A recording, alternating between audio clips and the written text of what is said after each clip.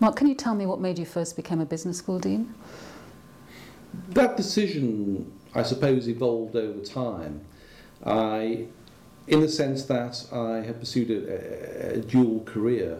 So about half my career I've spent in the financial sector, right, as a finance professional or at institutions like the International Monetary Fund as a policy advisor. And the other half I've spent actually in academia. And I've achieved some degree of success in both. I was a very young professor. I'm a highly cited scholar. I was a managing director for the 4 years immediately before becoming Dean of the Business School. I was a managing director at Barclays Global Investors, where I run a large investment fund. So in some sense, I know the two worlds of academia and business quite well. I'm used to dealing with people at a very high level in both those worlds.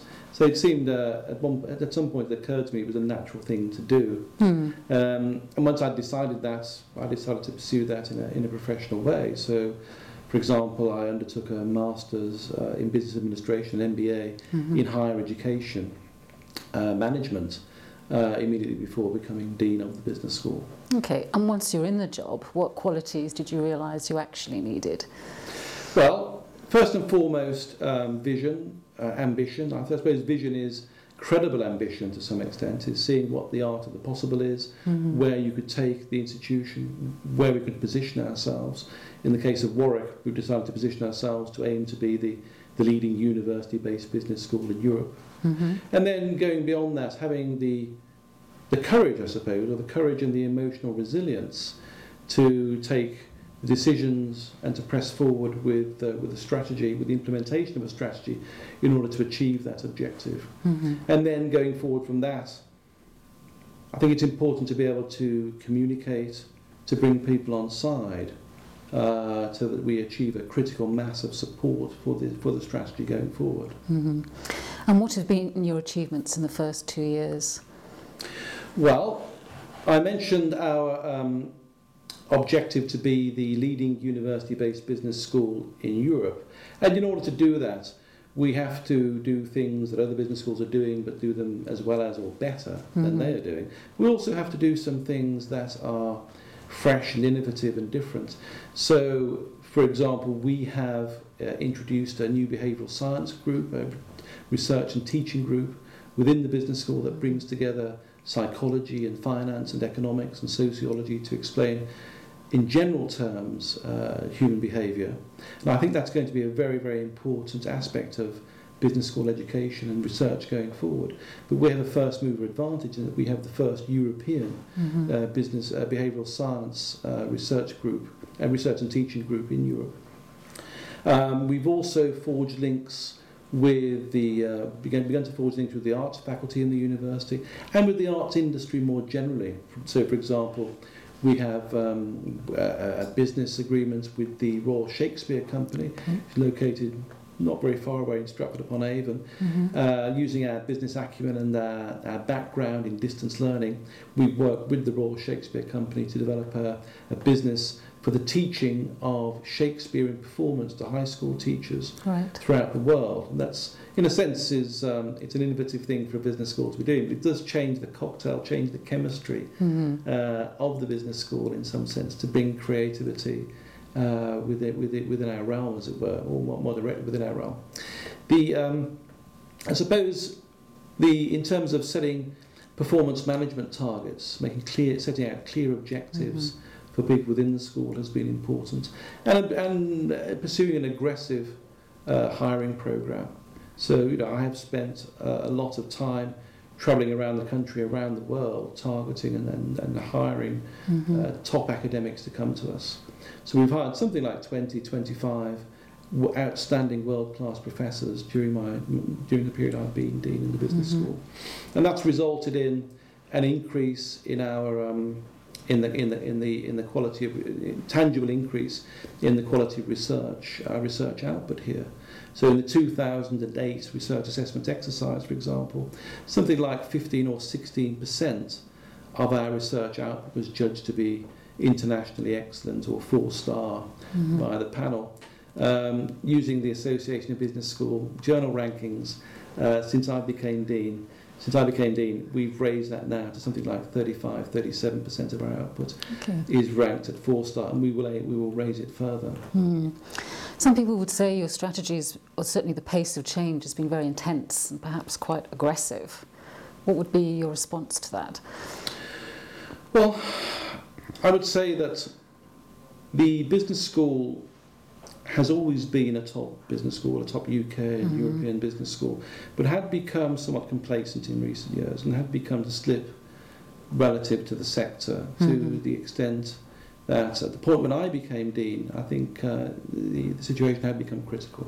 Right. So strong, decisive action was required in order to make sure we are where we should be, to make sure that we are aiming to be, and credibly aiming to be, the leading university-based business school in Europe. That has required some quite decisive action. So I've tried to do that in as fair and as honest and as well as forthright fashion as possible. And of course, in any change management program, there are always going to be people who, classically will criticise or see shortcomings with the leadership, with the change management, and will be able to say that they would have done it this way or that way and it would have been better. But what I can say two things.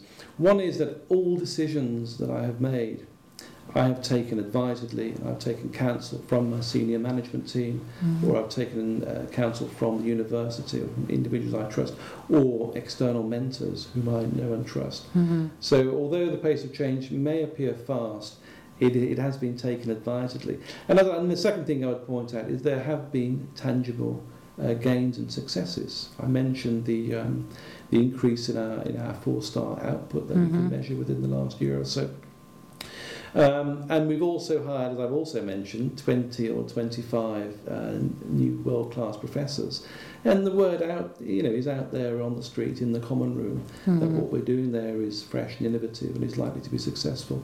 And we're attracting top people to the school. That's something I'm very proud of. Okay. A key issue for many deans in business schools based in university is the relationship with the university. What are your views on that?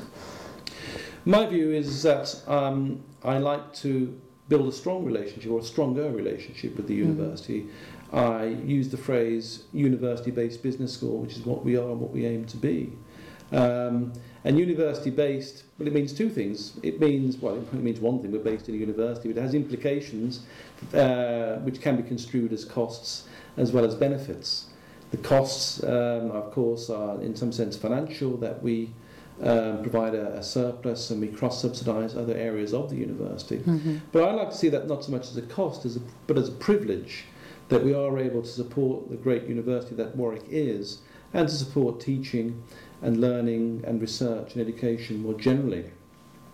In terms of benefits, I think many business schools make the mistake of grudgingly supporting the university and then try and isolate themselves from the university as far as possible. I mean, of course, you end up with the worst of all possible worlds. I've tried to build stronger links with the university, both in terms of building links with our world-class departments in economics and psychology, for example, but also with the arts faculty, developing new degrees, for example, in business and fine arts with our arts faculty, and in the relationship with the central university, so streamlining our administration, making sure we're not replicating services that are provided for us already by the central university, I think is very important. And one of the first initiatives I undertook, which might be looked on as cosmetic, but I think it was more than cosmetic, was the change of our business school logo. And a key element of the change was to change from a red logo to a blue logo. And one reason we did that was because the rest of the university is colour-coded blue, and the university logo is blue. So it actually sends a strong message, both internally and externally, that we wish to co-brand with this great university that Warwick is, and also that we wish to work closely with the university. Okay, and finally, if you're leading edge as a business school, how do you see you're changing or influencing the nature of the business school industry itself? Well, I didn't become dean of the business school in order to try and change the business school industry, but I suppose that if we are successful in some of the initiatives and our strategic objectives, then that may influence the way other business schools want to operate. I think that the Behavioural Science Initiative is a key initiative we're undertaking that may be influential. It's not completely original. Chicago Booth, for example, has an influential and very, very strong behavioural science group. But we do have a first mover advantage in Europe in that area. I think bringing creativity, working with the creative arts industries and the arts faculty is also very, very important. One of our taglines is that we look at things differently. Yes. Not everybody can look at things differently, otherwise they'll be looking at things the same. So as a general objective, I think not trying to be a pale copy of our competitors, but to strike out and be fresh and innovative, which is something that Warwick University has always done very well, and we intend to carry on doing well within the business school. Okay, that's great. Thank you very much. Thank you.